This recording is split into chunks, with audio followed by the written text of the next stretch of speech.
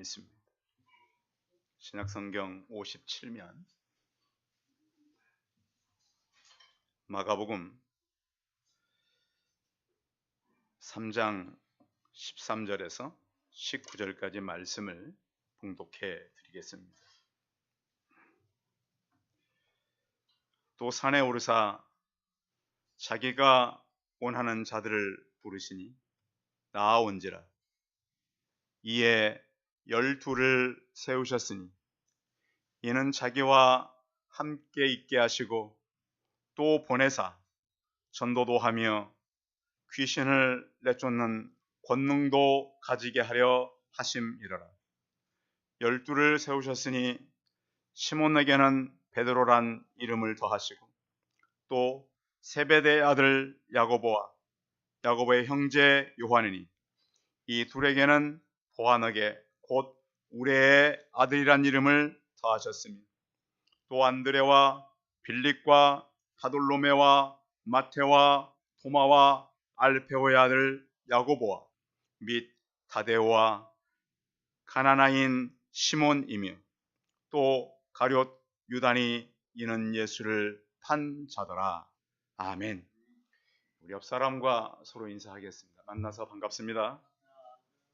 예, 감사합니다. 2월 둘째 주일 예배 오신 성도님들을 환영합니다. 가정에서 이렇게 지내다 보면 머리가 흐트러질 때가 있죠. 흐트러진 머리를 무슨 머리라 그래요? 산발머리? 새 이름을 비해서 말한다면? 예? 그렇죠. 까치. 까치집. 오늘은 까치집 얘기를 좀 서론적으로 같이 하려고 합니다. 까치는 주로 어디에다 집을 짓던가요? 나무 또 전봇대 위에 많이 짓습니다. 그런데 그냥 까치가 집을 짓는구나 생각을 하는데 건축학자들은 까치가 짓는 집이 얼마나 지혜롭고 또 사람이 갖지 못하는 그러한 든든한 방법으로 짓는지 연구를 했습니다. 그래서 까치는 집을 어떻게 짓는가 봤더니 여러분 혹시 건축을 하시는 분들은 제밍 현상이라는 게 있습니다. 처음에는 한두 개 이 막대기를 놓을 때는 힘이 없어요. 근데 막대기가 쌓일수록 힘이 생기고 막대기와 막대기끼리 서로 붙잡아 준다는 거예요. 그래서 처음에는 이렇게 올리다가 많이 떨어뜨려요. 작년에는 저희 사무실에서 제가 앉아 있으면 사무실 앞에 그 은행나무에다가 열심히 졌거든요. 대개 이 새들은 자기가 위로 날아 올라가서 내리 앉잖아요. 근데 그 은행나무에 지었던 까치집은 중간으로 들어가는 까치집이에요. 참 신기하죠?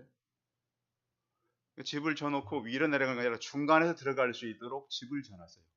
그러니까 좀 다른 구조죠? 그러니까 그 새 머리가 아니에요. 그런데 지금 올해는 어디 있나 봤더니 저희 차대는 주차장 위에 있죠. 전봇대에다가 짓는데 좀 다른 게 뭐냐면 이 까치가 작년에 저 은행나무 가까운 데니까 다른 그 까치가 지어놨으니까 들어가 살면 되잖아요. 근데 이번 까치는 그걸 뜯어다가 지금 전봇대 위에 계속 짓고 있어요. 제가 까치한테 물어볼 수도 없고 아니 그 집이 있으면 작년에 그 두 마리가 그렇게 힘들게 지은 거 아니에요? 들어가 살면 되지 왜 그걸 뜯어다가 새로 짓느냐고. 그 수고할 필요도 없잖아요. 지금 벌써 오래됐어요. 아직도 계속 짓고 있어요. 오늘 아침에도 보니까 또 그거 뜯어가고 있어요 지금. 쟤들은 왜 집을 저렇게 짓나.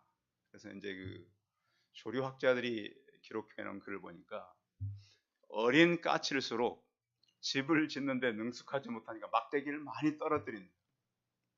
오늘 아침에도 초장에 제가 나가서 빗자루로 쓸어서 모았더니 위에 쌓인 거나 밑에 있는 거랑 거의 비슷해요. 아마 이 까치들은 별로 경험이 없는 그런 까치들인가 봐요. 그런데 이 까치들이 집을 언제 짓느냐?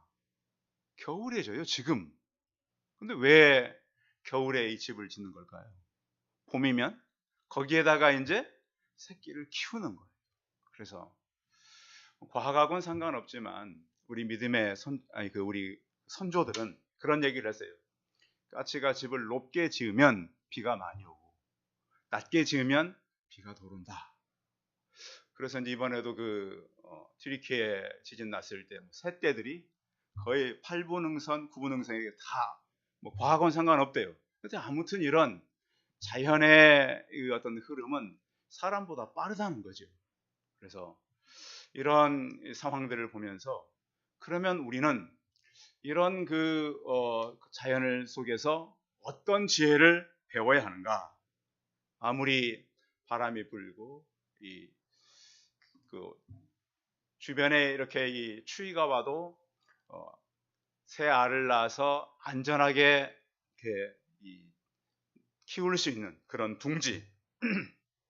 근데 우리가 살아가는 이 지구촌이 안전하지 않잖아요. 작년 2월에는 무슨 일이 있었죠? 러시아가 우크라이나를 침범했어요. 어떻게 이 시대에 전쟁이 가능한가? 그런데 이번 튀르키예와 시리아에 일어난 지진은 그 넓이가 워낙 넓어요. 중장비 같은 게 동원되기가 쉽지 않더라고요.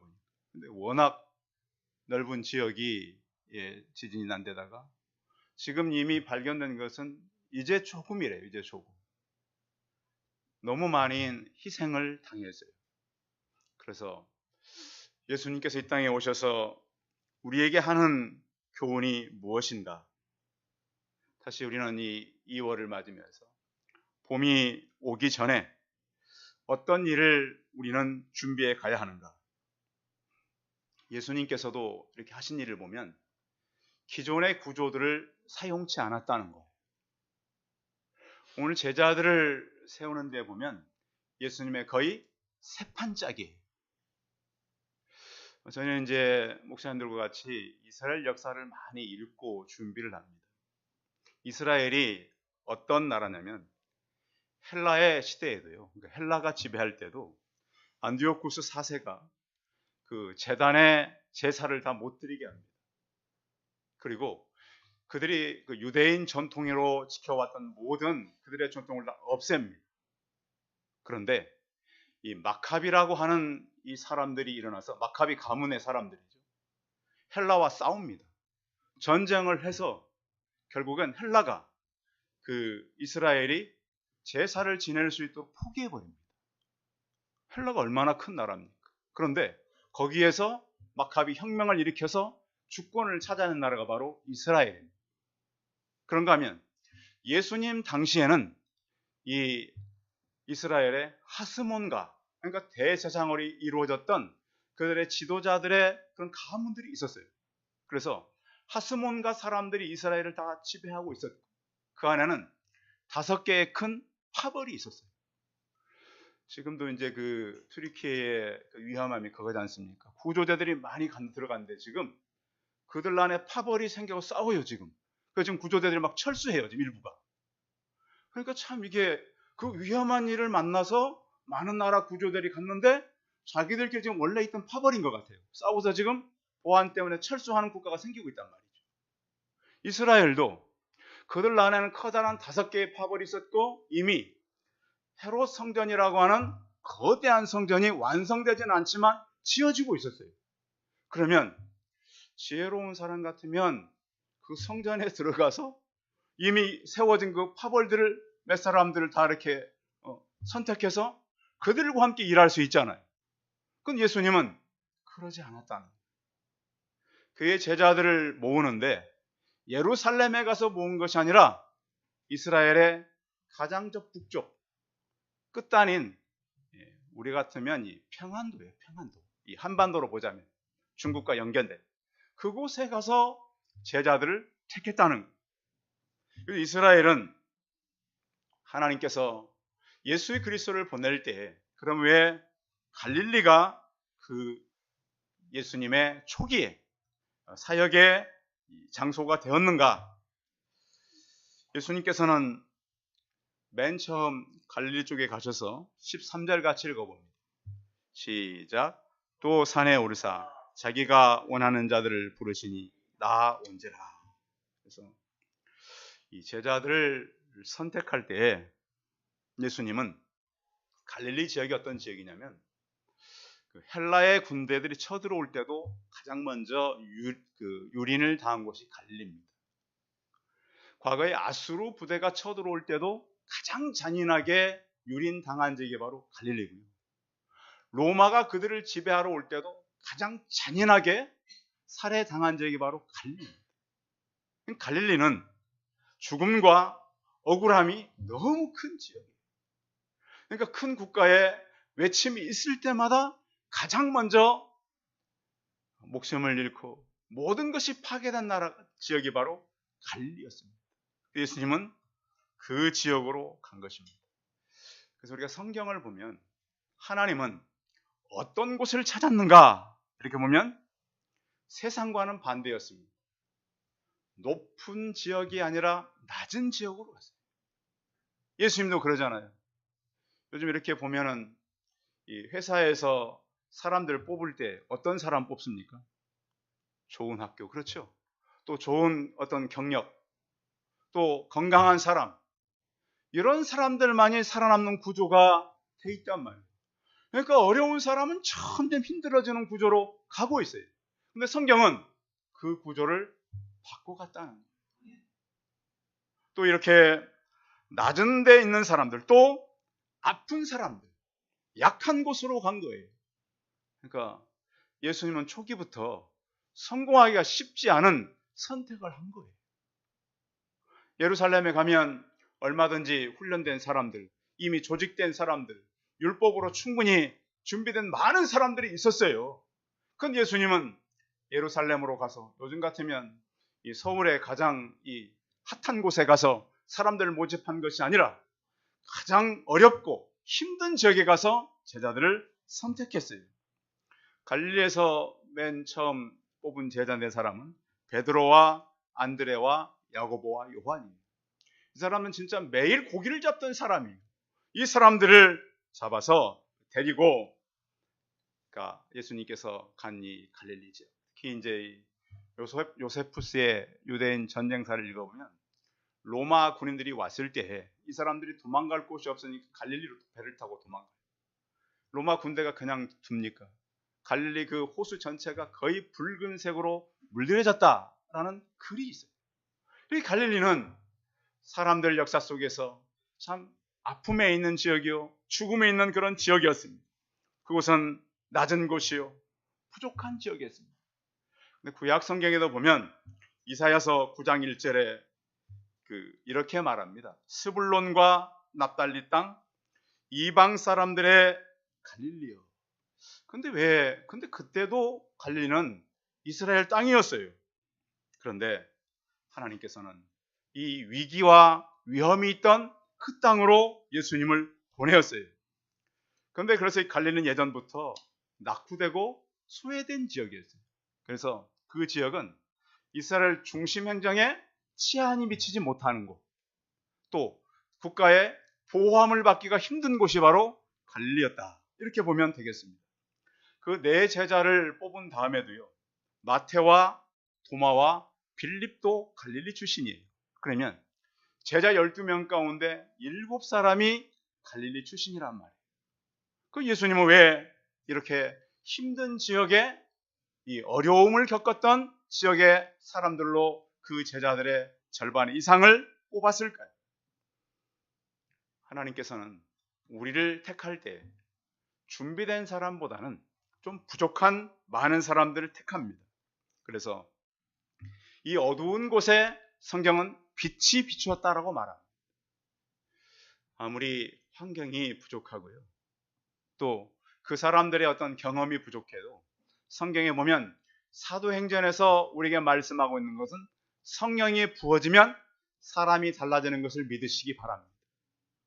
성경의 핵심이 뭐죠?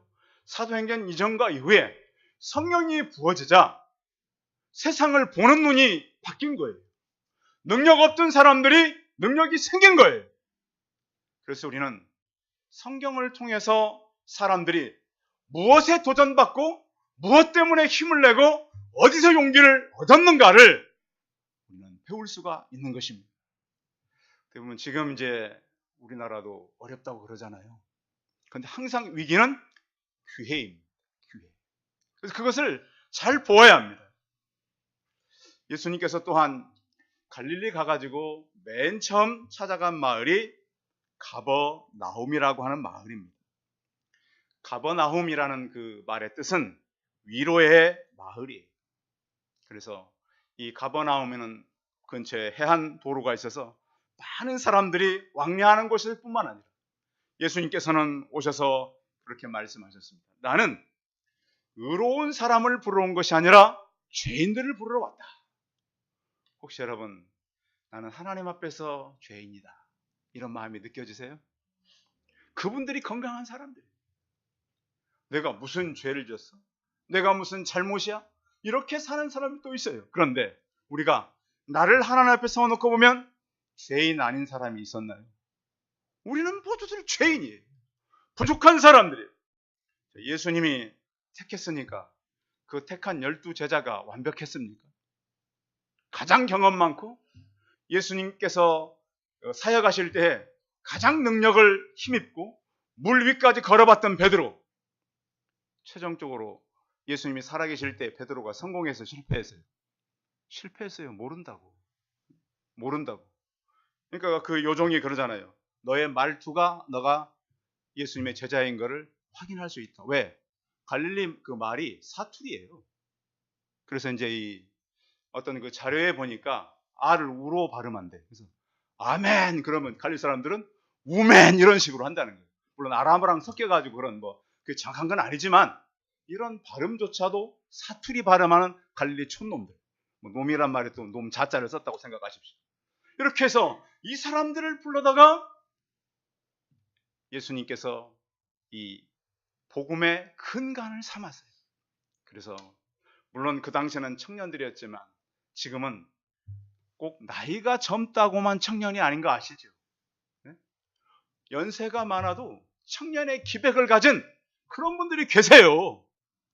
지난주에 이 자리에 계신 우리 이제 교수님 계시잖아요. 만나더니 마음의 기백은 청년보다 아직도 강하세요. 우리나라에 이렇게 지금까지 걸어왔던 그 얘기를 하면 제게 막 눈물로 얘기하시더라고요. 우리 대한민국이 얼마나 어렵다가 이렇게 살아왔는데, 응? 우리가 지금 용기를 잃을 것이 아니라 얻고 나가야 된다. 특히 가정들을 살려야 한다. 성도 여러분, 이런 용기들이 다 같이 일어나기 바랍니다. 무너져가는 시대를 우리가 살려야 돼요. 예수님께서 가능성 있는 곳을 찾아간 곳이 아니란 말이에요. 용기도 잃고 그 갈릴리에서 그 민물 생선 잡아서, 물론 그 당시에는 또 어떤 학자들은 그렇게 많이 벌었다 그러는데 벌면 그들이 얼마나 벌었겠어요. 그래서 하나님께서 우리에게 주는 새로운 가치를 우리에게 부어주시는데, 나는 의인을 부르는 것이 아니라 죄인을 부르러 왔고, 성공한 자들을 찾으러 온 것이 아니라 약한 자들을 찾으러 왔음을 믿으시고, 그 갈릴리에 가셔서 제자들을 부르신 예수님께서 나도 부르셨음을 확인하는 시간 되시기 바랍니다. 우리 모두는 오늘 성경인 대로 자기가 원하는 자를 부르셨다 그랬습니다. 여러분이 원해서 교회에 온 건 아니시죠. 우리는 누군가의 이끌림에 의해서 온 것입니다. 그렇죠? 저도 마찬가지예요. 저도 예수님께서 이끌려서 왔지 그것으로 그냥 있었다면 저도 올 사람은 도저히 아니에요. 왜냐하면 예수님께서는 그가 원해서 우리를 부르신 거예요. 이렇게 원해서 부르실 뿐만 아니라 14절 읽어봅니다. 14절 시작. 이에 12를 세우셨으니 이는 자기와 함께 있게 하시고 또 보내사 전도도 하며. 12를 어떻게 했다고요? 세웠다. 그런데 이 세우다라는 그 헬라의 그 의미는 새로 창조했다, 그런 의미가 있어요. 새로 건설했다. 그러니까 이 12사람을 데려서 세워서 예수님은, 그러니까 새 판짜기, 이 12사람을 데려다가 새로운 일을 시작하는 거예요. 지금까지 유대인 역사가 얼마나 깁니까? 그들에겐 율법이 있었고 성경이 있었고 그들이 가지고 있었던 강한 믿음들이 있었어요. 그들 나름대로. 그 예수님은 그 모든 것을 제쳐두고 새롭게 창조하고 새롭게 건설해 갔다는 거예요. 그래서 이렇게 새롭게 사람들을 12사람을 뽑아서 함께 있게 하기 위해서 오늘 성경은 그들을 뽑았다. 함께 있게 하시고. 자, 성도 여러분들, 하루하루를 살아가는데 여러분은 누구와 많은 시간을 갖습니까? 누구와? 예수님과 함께하는 많은 시간이 있기 바랍니다. 여러분, 예수님이 안 보이니까 안 계십니까? 그건 아니잖아요. 분명히 안 보이지만 계시잖아요. 그분이 그러면 신약시대 때만 일하고 손을 멈췄습니까? 그렇지 않아요. 지금도 일하시는 하나님인 것을 여러분들 눈으로 확인하시기 바랍니다. 저는 기도하는 분들의 많은 얘기를 자주 듣습니다. 여러분 생각하면 그 생각이 멈추든가요? 하나님이 일하시든가요? 어제도 제가 어느 결혼식을 가가지고 이분이 분명히 올 텐데 하고 딱 올라가는데 엘리베이터에서 딱 그분이 타는 거예요. 그래서 제가 참 무섭다. 그래서 제가 그랬죠. 그렇지 않아도 목사님 생각하면서 올라가고 있었는데 타시네요. 그래? 그러시는 거예요. 그래서 우리는 하나님께서는 우리의 생각도 아시고 이끄시는 하나님. 하나님은요 우리 생각을 살피신다 그랬어요. 모든 걸 아신다 그랬어요. 왜? 우리와 함께 하시니까. 여러분 가까이 있으면 그 사람을 잘 알잖아요. 그래서 예수님께서 우리를 세우고 뽑은 것은 함께 하기 위해서입니다. 지금도 똑같아요. 그래서 요한복음 15장 4절에 보면 내 안에 거하라 나도 너희 안에 거하리라. 가지가 포도나무에 붙어있지 아니하면 스스로 열매를 맺을 없음 같이 너희도 내 안에 있지 아니하면 그러하리라. 하나님, 나는 왜 내 삶에 열매가 없습니까? 내가 예수님과 가까이 있지 않아서 그래요. 더 가까이 나가시기 바랍니다. 그럼 열매가 나타난다 그랬어요. 이걸 믿어야 돼요. 나는 포도나무요 너희는 가지라. 포도나무와 가지는 붙어 있잖아요. 한 살로 연결되어 있잖아요. 그가 내 안에 내가 그 안에 거하면 사람이 열매를 많이 맺나니 나를 떠나서는 너희가 아무것도 할 수 없음이라. 그래서 우리가 예수님께서 부른 자들로서 그 다음 과정은 그와 함께 붙어 있는 거예요. 그분과 함께 살아가는 거예요. 그래서 우리가 2월 한 달 동안 계속 그분의 부르심과 함께 하심을 말씀드릴 거예요. 집에 돌아가셔도 여러분의 공간 안에, 여러분의 직장 안에도 예수님이 계신 걸 믿으시기 바랍니다. 그분이 나와 함께하고 그분이 내 곁에 계시는구나. 이걸 믿고 살아가는 거예요. 그래서 예수님과 교제하면 피곤할까요? 어느 청년이 그랬어요. 제가 이제 제자가 그러더라고요. 이게 호수를 이렇게 같이 돌았는데 목사님과 돌면 20분이고요. 자기가 사랑하는 자매랑 돌면 1시간도 돈대요. 거기를. 왜 그럴까요? 저랑 돌아봐야 뭐 재미있어요? 저는 재미도 없고요. 그렇게 뭐 좋은 얘기도 많이 못해요. 그러니까 뭐 그냥 한 바퀴 돌면 끝이죠. 근데 좋아하는 사람이랑 돌면 무슨 얘기를 하겠어요? 그거 쳐다보고 얘기하고 그래서 이제 뭐 환경이 보이는 것이 아니라 대화가 꽃피우는 거죠. 가다가 쉬었다 가고 뭐 마시고 가고 뭐 저랑 같이 들으면 뭘 마시고 빨리 그냥 코스 목표만 도달하면 되겠죠. 그래서 같은 시간을 살아가도 우리가 정말 사랑하고 신뢰할 만한 예수님과 동행하시기 바랍니다. 이 세상의 위기와 어려움은 끝이 없어요. 계속 와요. 그 지질학자들도 그렇고 역사학자들이 그러잖아요. 지구의 위기는 적어진다, 커진다, 커진다. 지금 계속 그러잖아요. 지금 우리가 맡고 있는 환경은 더 어려워질 수밖에 없어요. 그러면 그런 환경은 올 수밖에 없는데 우리는 점점 누구와 가까워져야 돼요? 예수님과 가까워져야 돼요. 예수님께서 우리에게 마음을 주시고 예수님께서 우리가 할 일을 깨닫게 하신다는 거예요. 그래서 또 함께 하면서 친밀한 교제도 나누고 또 그들을 부르신 것은 보내사 전도도 하게 하며. 예수님께서 우리를 부르신 이유는 내가 예수님과 같이 있으니까 좋잖아요. 기쁘잖아요. 그것을 또 다른 사람에게 전하기를 원하는 거예요. 자, 예수님과 있어도 안 기쁜 사람이 예수님을 전할 수는 없겠죠. 그렇죠. 그래서 예수님과 함께 할 때 기쁨을 누려야 돼요. 그래야 그 기쁨을 다른 사람들에게 전할 수가 있다라는 거예요. 우리 주변에 보면 이상한 세력에 붙잡힌 사람들이 많은 거 아십니까? 자기들도 잘 몰라요. 근데 사람은 강한 곳에 끌려가게 돼 있잖아요. 강한 쪽으로. 그래서 예수 그리스도에게 붙잡히지 않으면 다 누구에게 붙잡혔는 거예요? 귀신의 세력에 붙잡힌 걸 확인해야 돼요. 중간이 있겠지. 중간 절대 없어요. 그 사람들이 위험한 사람들이에요. 중간에 있다고 생각하는 사람들. 가장 안전한 사람은 예수 그리스도 안에 있는 사람들. 그런데 그 밖에 있는 사람들 우리를 미쳤다고 할 때가 많잖아요. 우리는 지극히 정상이에요. 어느 교회 목사님이 그러셨대요. 만나기만 하면 자꾸 전도해야 된다. 응? 영혼 살려야 된다. 그래서 자꾸 이제 설교할 때도 그걸 많이 강조하셨나 봐요. 그래서 하루는 성도님이 그러시더래요. 목사님 자꾸 그러니까 인간미가 떨어진다고. 저도 어떤 사람이 전도하러 왔더니 전도하자 그러니까 목사님 저 교회 오기 싫어하는 애들을 왜 목사님 자꾸 오라 그래야 돼요? 참 제가 힘들더라고요. 믿지 않는 사람들은 당연히 싫어하죠. 그렇죠? 와가지고 목사님 여기서 왜 애들 팝콘을 줍니까? 따지는 엄마도 있어요. 물론 팝콘기가 너무 오래돼서 버렸습니다만 또 다른 방법으로 전도를 시작해야 되겠죠. 그래서 이 목사님이 설교를 바꿨다는 거 아닙니까? 어떤 설교를 바꿨을까요? 인간미가 좀 넘치는 이 상처 치유. 힘드시죠? 어렵죠? 물론 상처가 많아요, 우리는. 또 어떤 날은 또 이제 어떤 그 상담 설교. 물론 상담 설교를 예방 설교라 그래요. 그래서 미리 일이 일어날 걸 생각해서 미리 해주는 설교가 있는 거예요. 그렇잖아요. 특히 우리 젊은 가족들, 또 이제 지금도 이렇게 갈등이 많은 가족들. 자, 오래 사셨지만 어르신들 갈등이 없으신가요, 권사님? 우리 권사님 표정 보세요. 지난주에 교수님이 제게 그랬어요. 목사님, 사람들은 다 틀린 사람끼리 만납니다. 응? 맞잖아요. 틀린 사람끼리 만나가지고 가정을 맞을 리가 없죠.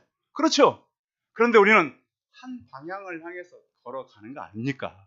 그래야 되는 거죠. 그래서 우리가 마음이 다 달라요. 다 틀려요. 그러나 우리는 예수님 때문에 살아가는 거죠. 그분 때문에 우리가 가정을 이루어 사는 것이 사실 좋아서 사는 사람이 얼마나 있어요. 저에게 물어보세요. 좋아서 사냐고. 나한테 물을 게 아니라 집사람한테 물어보면 되겠네. 제 아내한테. 그런 가정은 거의 없어요. 제가 볼 때. 자녀들 때문에 살고. 그렇죠. 예수님 생각하니까 살아가는 것이지. 제 친구가 그랬어요. 저한테. 네가 데리고 살아봐라. 제 친구가 누굴까요? 그래도 목사예요.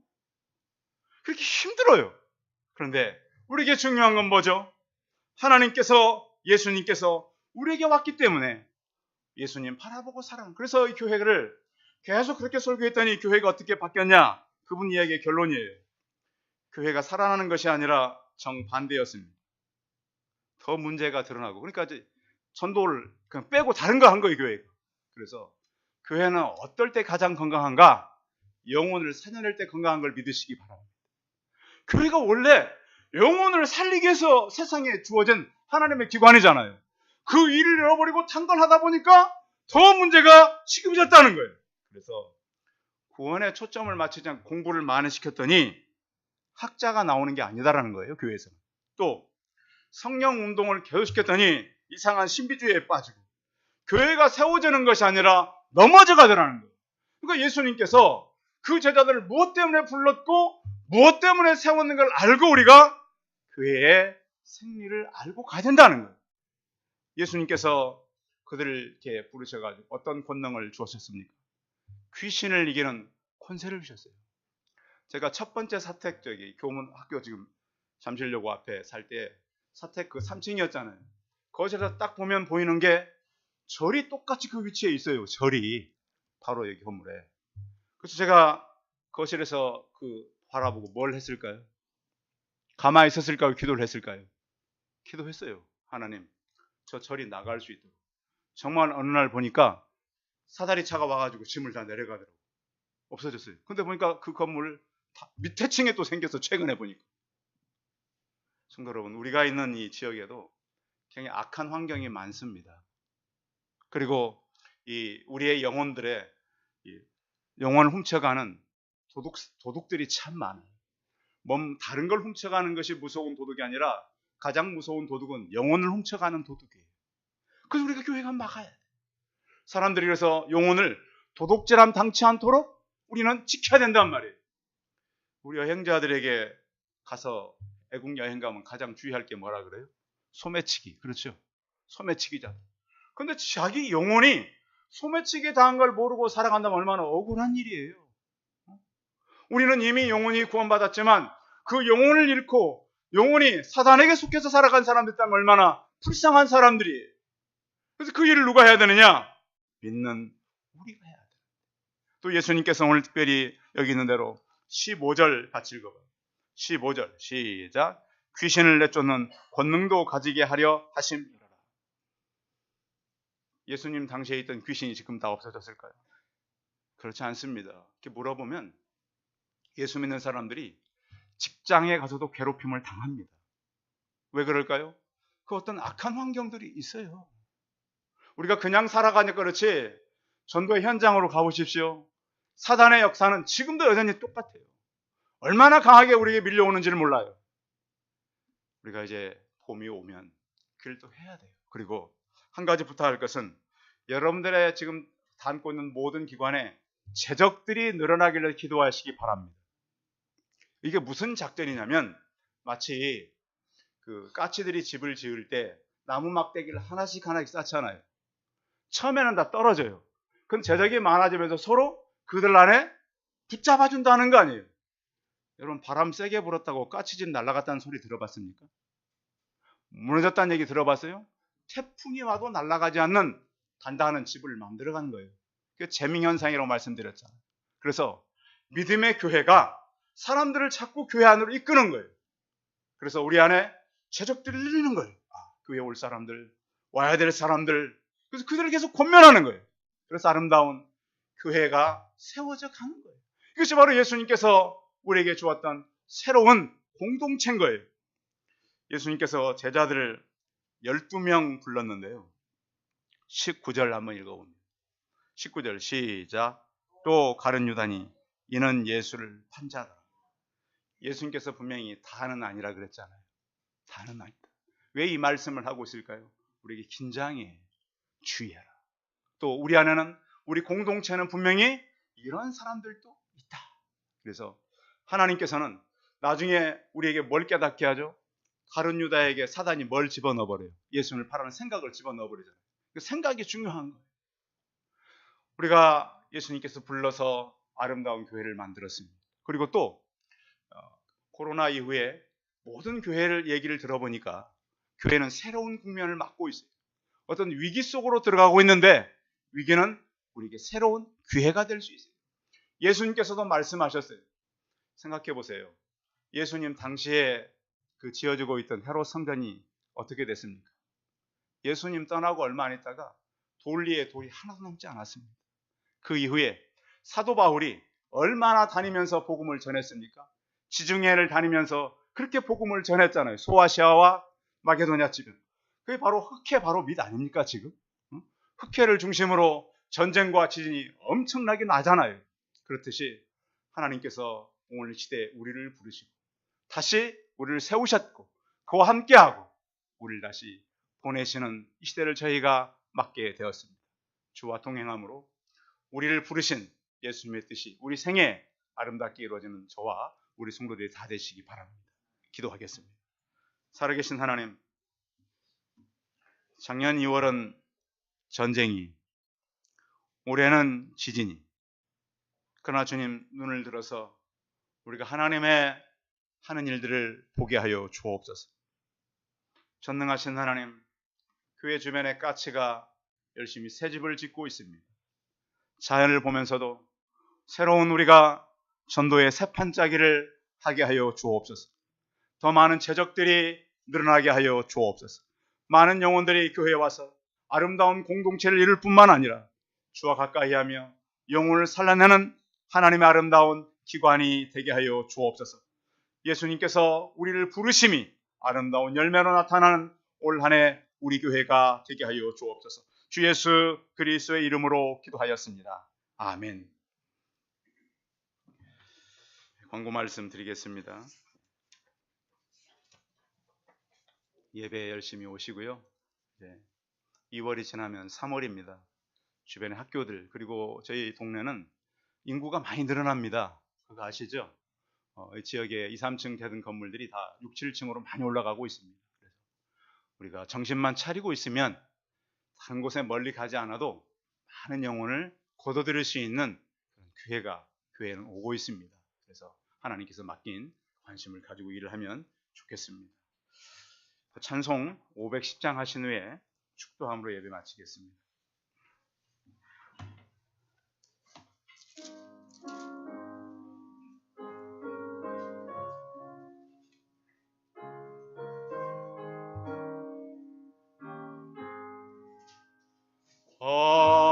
하나님의 신뢰는데 귀를 맨나니 우리들로 등대하여 주의 사랑 비추세.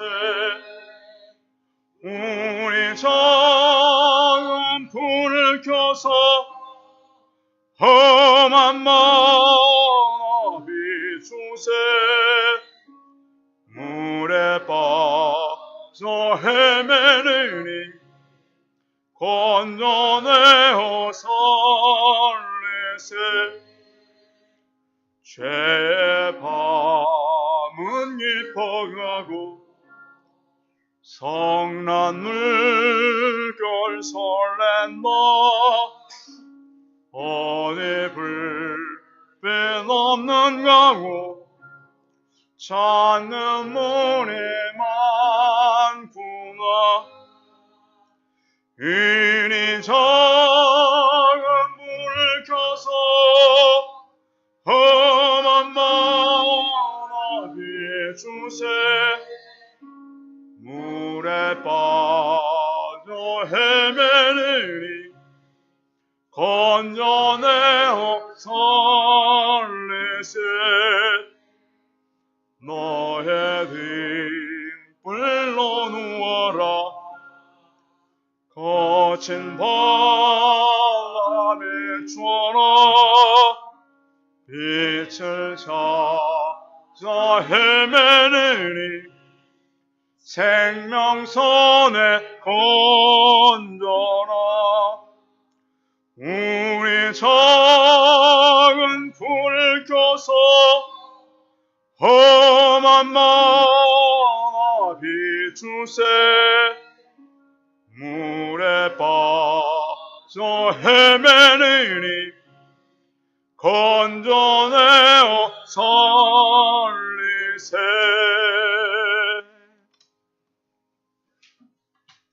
이제는 우리 주 예수 그리스도의 은혜와 하나님 아버지의 무한하신 사랑과 성령의 교통하심이 예수님께서 이 땅에 오셔서 문제 많고 용기 없고 지극히 천할 수밖에 없는 외침을 받을 수밖에 없는 그 제게 살던 제자들을 부르셔서 그와 함께 하시고 그들을 보내셔서 영혼을 살리게 하신 그 믿음을 우리가 받아들이고 우리 또한 그 부르심에 대한 확신을 가지고 물에 빠져 헤매는 영혼들을 살리기 위해 나아가길 원하는 우리 성도들의 머리머리 이해와 이들의 가정과 자녀들과 일터와 사업터 위에 이제로부터 영원토록 함께 있을지어다. 아멘.